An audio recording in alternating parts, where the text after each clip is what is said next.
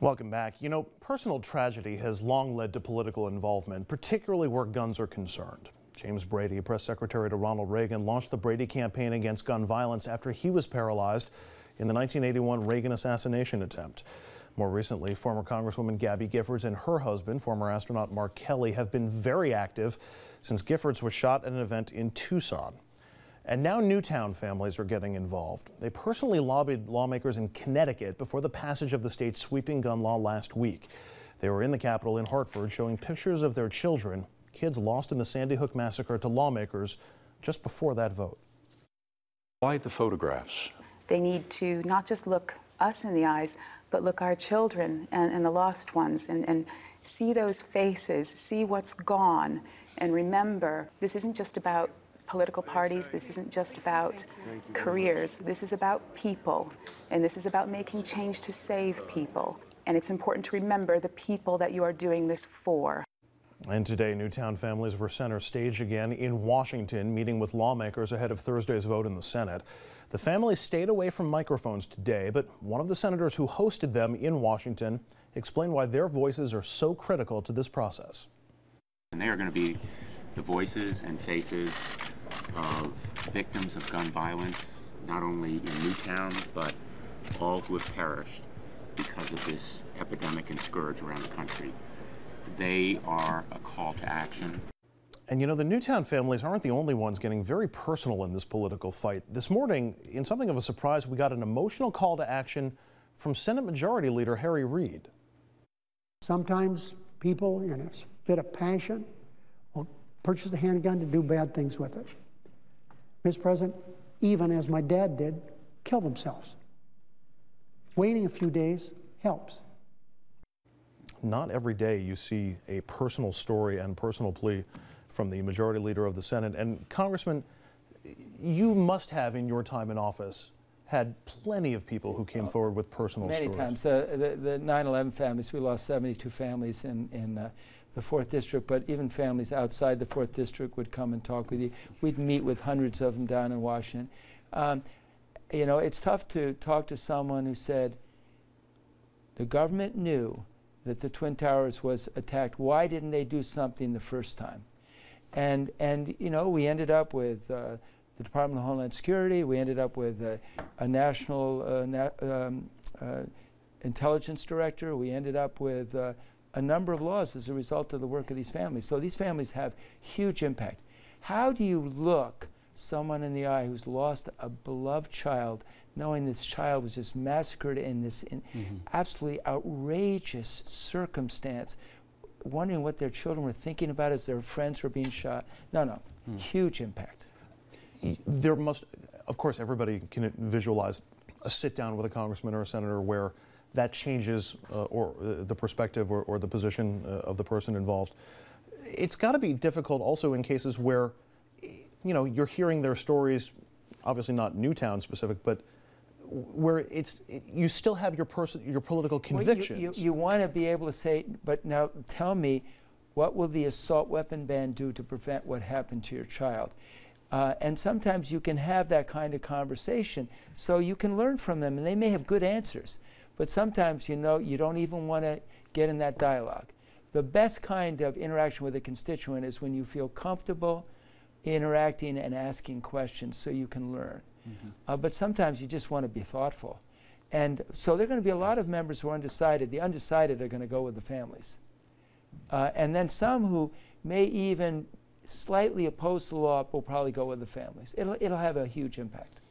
Evan, personal pleas like this, are they more effective in the public domain in swaying public opinion overall and then trying to get lawmakers to change their minds that way?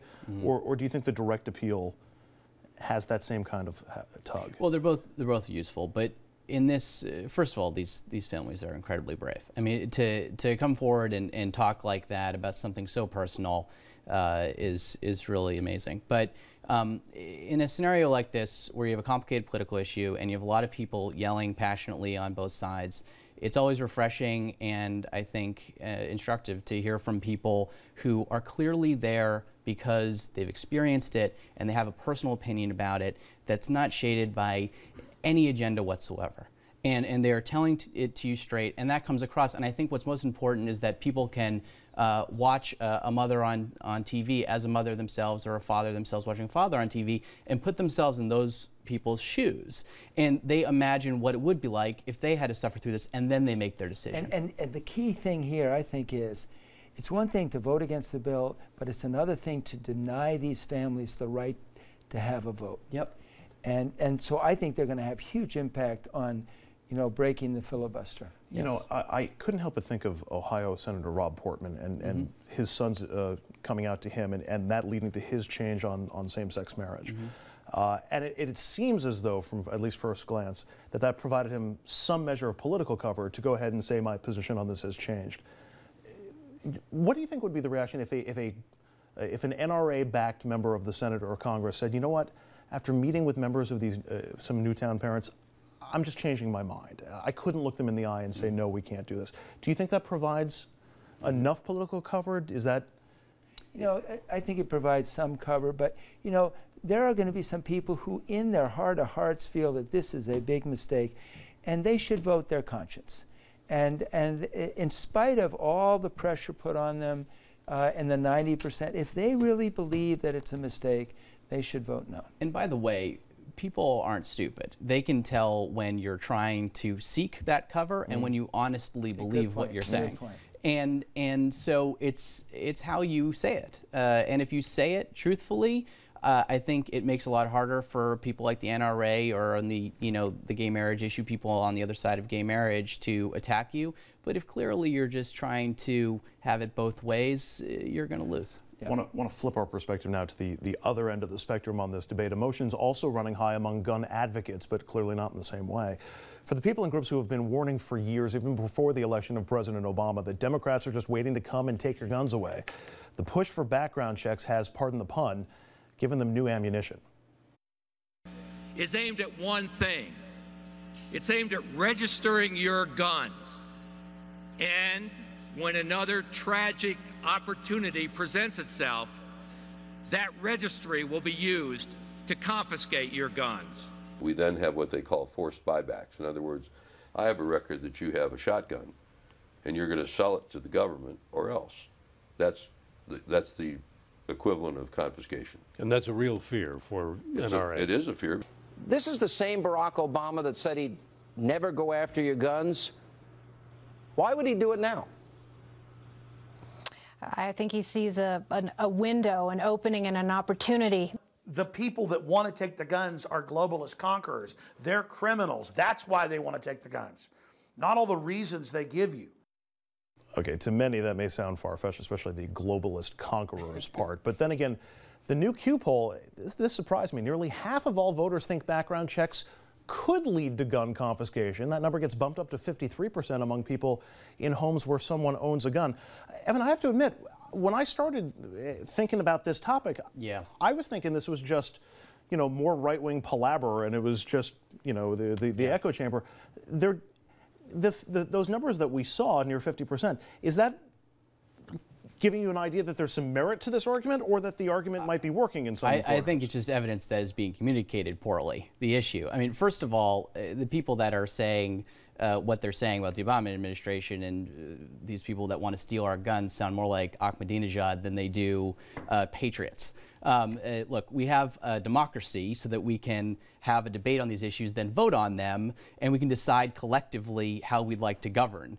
If you have a problem with that, then you're not very American. And when we come up with these rules about guns, we're doing it through the process, hopefully. But what's happening here is that a very, very radical sect, basically, of the country is pushing us toward nonsensical gun laws, and that's just unacceptable. But anyway, to get to your point, the communications problem is that people do see this as a gun registry. They don't see it as background checks. These are very different things. A gun registry is illegal in the United States. There's federal law against gun registry. What we're trying to do is make sure that once people are ineligible to have firearms, they can not have them. That's all we're trying to figure out. It's clearly a real concern for some people. Is it a real issue, this whole? Well, I mean, it's an issue to this extent. They're going to find someone who says we need to confiscate weapons, or we need to confiscate the gun clips. And frankly, in Connecticut, they were considering doing that, actually taking away what people already had. So there are people who want to do it. But a legislator can't vote on the camel's head under the tent theory, because then you would vote against everything, because everything can go to an extreme. I know a lot of members who will vote for a background check, but they would fight tooth and nail to prevent people from having the right to carry arms. If you polled the Republican caucus in Washington right now, lawmakers, do you think there's a legitimate concern that this is the beginning of a confiscation push? Oh, I think some do, because there are people on the far left who are saying it. Yeah. They're saying this is the first step. Those people who are saying that are one of the biggest obstacles to having sensible law, because they give credibility to the argument. Yeah. So how do you overcome that? How do you overcome the extremes on both sides and try to find some common ground? You just vote your conscience, explain your vote, and try to be sensible. And if I can be the political consultant for a second. Yes, go ahead. I mean, that's your job title. If I'm doing the DNC, if I'm helping communications in the DNC, I'm making sure that there is absolute commitment to the talking points on guns from everybody, so that you don't get that liberal clip. I mean, we didn't see a liberal clip, but the congressman's absolutely right, is that the other side is saying nearly as extreme things. I mean, the congressman mentioned that there was an element in the Connecticut bill that could have led to the confiscation of some guns. That was changed. Mm-hmm. There was also some talk of it in the New York bill. Right. But how do you, it's a messaging issue, but how do you stop that when you have actual actors involved who are seeking to do that? Well, you marginalize them. I mean, look, the leadership has to be consistent and clear all of the time, and they also need to do the reasonable thing at all points, just as the congressman was saying. And I agree. Look, if you're going to be more reasonable, if you're going to vote your conscience, you are going to win the day. And I think actually on this issue we have far more people in Congress thinking that than And one last usually. thing, if you don't do the reasonable thing, and you don't pass something logical, then you're going to have an extreme bill, because there'll be some event later on and they'll go too far. If you do what's reasonable, you take away the fire to do the extreme. Yeah.